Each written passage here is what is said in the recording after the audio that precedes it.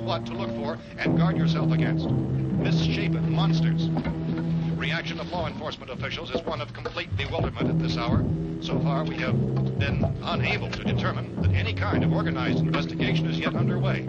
Police, sheriff's deputies, and emergency ambulances are literally deluged with calls for help.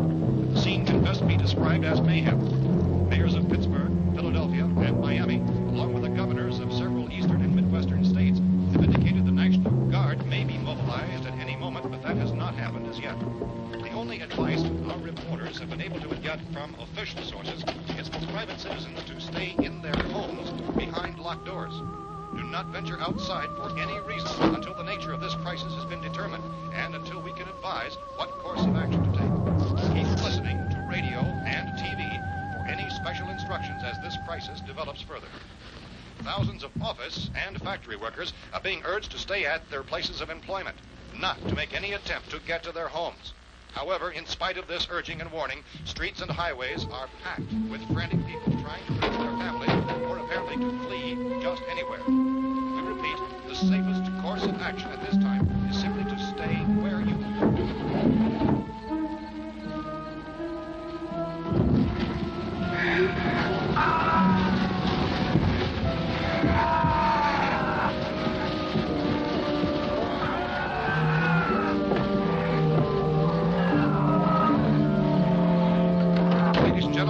received word that the president has called a meeting of his cabinet to deal with the sudden epidemic of murder which has seized the eastern third of this nation. The meeting is scheduled to convene within the hour. Members of the presidential cabinet will be joined by officials of the FBI and joint teams behind closed doors. The White House spokesman, in announcing this conference, says there will be an official announcement as soon as possible following that meeting.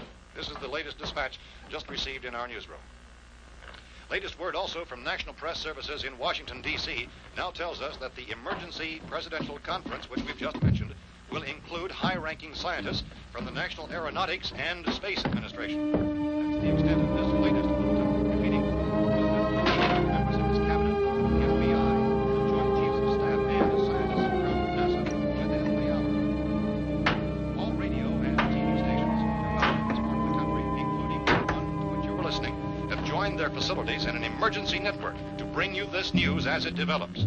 We urge you to stay tuned to radio and TV and to stay indoors at all costs. Late reports reaching this newsroom tell of frightened people seeking refuge in churches, schools, and government buildings, demanding shelter and protection from the wholesale murder which apparently is engulfing much of the nation.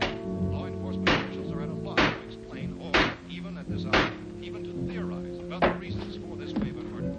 So far, the advice they're able to give the public is something. Chief T.K. Dunmore of Camden, North Carolina, was quoted as saying, quote, "Tell the people, for God's sake, to get off the streets. Tell them to go home and lock their doors and windows up tight. We don't know what kind of murder-happy characters we have here." End quote. This Chief Dunmore of Camden, North Carolina. So far, the only descriptions, the only clues anyone has of the killers come from frightened witnesses of some of the slayings. These eyewitness accounts variously describe the murderers as ordinary-looking people, misshapen monsters, people who look like they're in a trance, and things that look like people but act like animals. Some eyewitnesses tell of seeing victims who look as though they had been torn apart. This whole ghastly story began developing 2 days ago with the report of the slaying of a family of 7 in their rural home near Gulfport, Louisiana. Since then, the reports of such senseless killings began snowballing in a reign of terror which has hopscotched in an erratic, disconnected manner throughout much of the eastern and midwestern United States. Efforts to keep track of the murder reports by the placing of markers on a map seem to indicate a general spreading from the extreme southeastern United States to the north and west.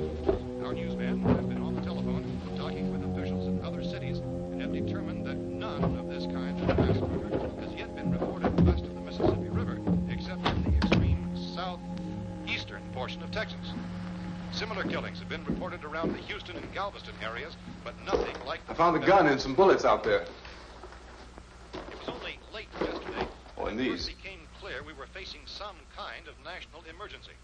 When first reports began filtering in, newsmen and law enforcement agencies were of the opinion... This place is boarded up pretty solid now. ...in nature. However, as these... We ought to be all right here for a while. ...dramatically, it was soon apparent that We have this the was gun something and more than the bullets, usual run of lawlessness. food and Some radio. officials began to suspect an obscure kind of conspiracy. Sooner or later, someone's Things as bound to come and get us out. creatures from outer space. So again, we join with law enforcement agencies, urging you to seek shelter in a building. Lock the doors and windows securely. Hey, that's us. We're doing all right. Be cautious of any suspicious strangers. And keep tuned to your radio and television for survival instructions and further details of this continuing story. Look, I don't know if you're hearing me, Goes on in the absence of any law. but I'm going upstairs now. It's almost as though some critical balance of If anything should try to break in here, I can hear it from up there, and I'll be down to take care of it. savage killers. We repeat, this radio station. Everything is all right for now. I'll be back to reinforce the windows and doors later. But you'll be all right for now, okay? Here is Okay.